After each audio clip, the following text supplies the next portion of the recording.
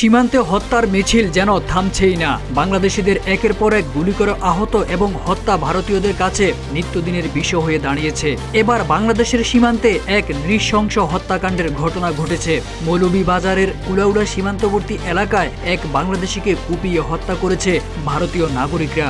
রোববার দুপুরে এমন ঘটনা ঘটে।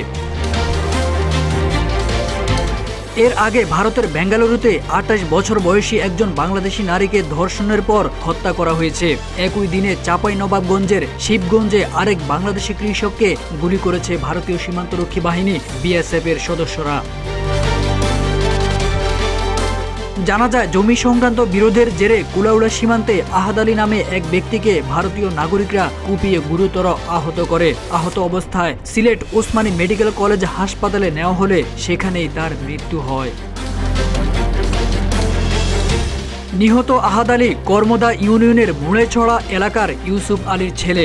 বিষয়টি নিশ্চিত করে কুলাউড়া থানা সূত্রে জানা যায়, রোববার দুপুরে জমি সংক্রান্ত বিরোধের জেরে ভারতীয় কয়েকজনের সাথে কথা কাটাকাটি হয় আহাদের। এক পর্যায়ে ভারতীয়রা আন্তর্জাতিক সীমানা রেখার ৫ গজ ভেতরে ঢুকে আহাদ আলীকে ধারালো অস্ত্র দিয়ে এলোপাতাড়ি কুপিয়ে আহত করে। পরে তাকে মুমূর্ষু অবস্থায় সিলেট ওসমানী মেডিকেল কলেজ হাসপাতালে নিয়ে যাওয়া হয়। সেখানে যাওয়ার পর চিকিৎসকরা তাকে মৃত ঘোষণা করেন।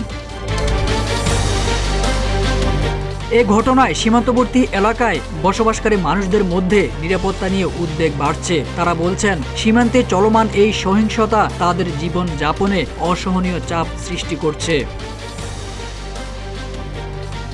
বিশেষজ্ঞরা মনে করছেন, সীমান্ত এলাকায় নিরাপত্তা ব্যবস্থার অভাব এবং দুই দেশের মধ্যে অপর্যাপ্ত সমন্বয় এমন ঘটনার মূল কারণ। এই ধরনের ঘটনা শুধু মানবাধিকার লঙ্ঘন নয়, বরং দুই দেশের মধ্যে দীর্ঘমেয়াদী উত্তেজনার কারণ হতে পারে। উভয় পক্ষের উচিত দ্রুত পদক্ষেপ নেওয়া এবং সীমান্ত নিরাপত্তা নিশ্চিত করা। তাহলে অন্তত সাধারণ মানুষের তাজা প্রাণগুলো বেঁচে যাবে।